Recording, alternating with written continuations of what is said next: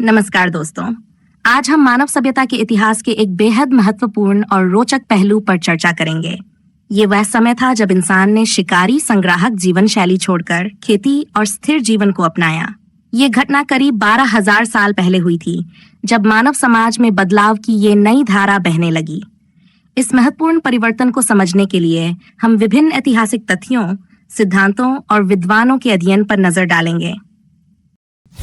भाग 1, शिकारी संग्राहक जीवन से कृषि की ओर बदलाव। सर्वप्रथम हमें उस समय को समझना होगा जब मानव शिकारी संग्राहक जीवन शैली अपनाए हुए था। इसका अर्थ था कि लोग जंगलों में घूमकर फल, कंद, जड़, पत्ते और शिकार पर निर्भर रहते थे। यह जीवन अस्थिर था क्योंकि खाने का स्रोत हर समय उपलब्ध नहीं होता था। अमेरिकी विदुषी डेबोरा ओल्शेव्स्की ने अपनी पुस्तक the Neolithic revolution and origins of agriculture में 2016 में लिखा है कि उस समय की जीवन शैली कठिन और अस्थिर थी, क्योंकि भोजन के लिए लोग जंगलों में भटकते रहते थे। शिकार और संग्राहक जीवन का एक बड़ा लाभ यह था कि यह इंसानों को भिन्न क्षेत्रों में स्वतंत्रता से घूमने का मौका देता था, लेकिन इसका नुकसान यह था कि यह जीवन सुरक्षित नहीं था। इंसानों को हर रोज अपने अस्तित्व की चुनौती का सामना करना पड़ता था। भाग 2, जलवायु परिवर्तन और कृषि के लिए अनुकूल परिस्थितियां। करीब 12,000 साल पहले जलवायु में एक महत्वपूर्ण बदलाव आया। इस बदलाव के कारण पृथ्वी के कुछ क्षेत्रों में मौसम स्थिर हो गया और उपजाऊ भूमि मिलने लगी। इस कारण कई क्षेत्रों में खेती के लिए अनुकूल परिस्थितियां बनने लगीं।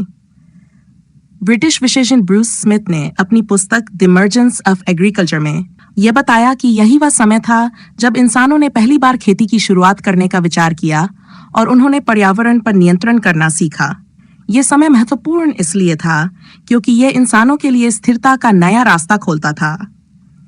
इंसानों ने देखा कि कुछ बीजों से पौधे आसानी से उगाए जा सकते हैं और उन्हें भोजन के लिए लगातार जंगलों में घूमने की आवश्यकता नहीं होगी। भाग 3, खेती का विचार कैसे आया? खेती का विचार इंसानों के लिए नया था। वे अब तक केवल जंगली पौधों और जानवरों पर निर्भर रहते थे, लेकिन उन्होंने देखा कि कुछ बीज अपने आप उगने लगते हैं और इस प्रक्रिया से फसल तैयार हो सकती है। जेरेड डायमंड ने अपनी पुस्तक गन्स, जर्म्स एंड स्टील में 1997 में लिखा कि यह शायद एक संयोग था, लेकिन इसने मानवता को एक स्थिर जीवन की ओर धकेल दिया। इसके बाद खेती का विचार और भी प्रचलित हुआ और लोगों ने इसे एक नई जीवन शैली के रूप में अपनाना शुरू कर दिया। इस प्रक्रिया में उन्हें यह समझ आया कि बीज, मिट्टी और पानी के संयोजन से वे अपनी जरूरत का अनाज और फल उगा सकते हैं। खेती का यह नया विचार मानव समाज के लिए एक बहुत बड़ा बदलाव लेकर आया और इसी के साथ उन्होंने बस्तियां बसानी शुरू की। भाग 4, खेती की शुरुआती तकनीकें। खेती की शुरुआत में लोगों ने सरल तकनीकों का इस्तेमाल किया। उन्होंने छोटे छोटे खेत बनाए और हल जैसे उपकरणों का प्रयोग करना शुरू किया।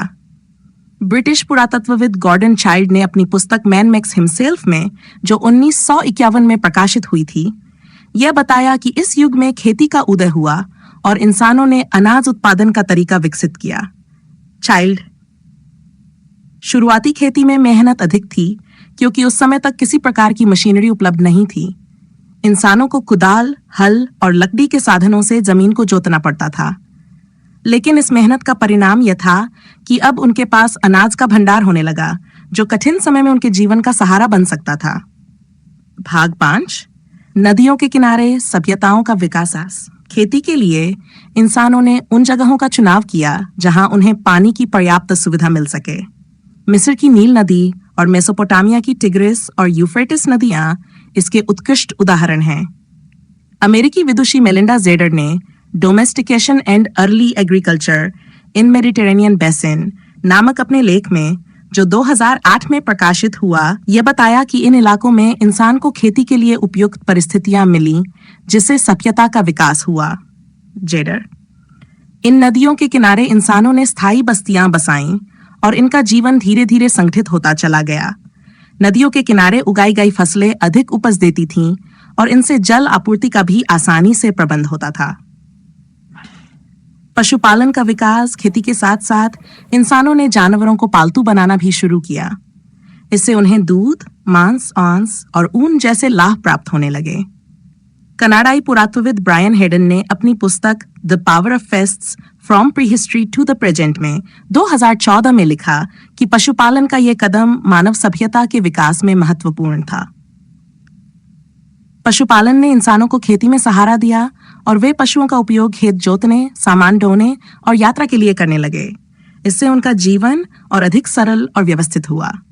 भाग 7, अधिशेष उत्पादन और व्यापार की शुरुआत। खेती और पशुपालन के कारण इंसानों के पास अनाज और अन्य संसाधनों का अतिरिक्त भंडार होना शुरू हो गया। उन्होंने इस अधिशेष का उपयोग व्यापार के लिए करना शुरू किया। गॉर्डन चाइल्ड ने अपनी पुस्तक मैंक्स हिमसेल्फ में 1951 में बताया कि अधिशेष उत्पादन ने व्यापार की परंपरा को जन्म दिया और इसने मानव समाज को आर्थिक और सामाजिक स्तर पर समृद्ध किया।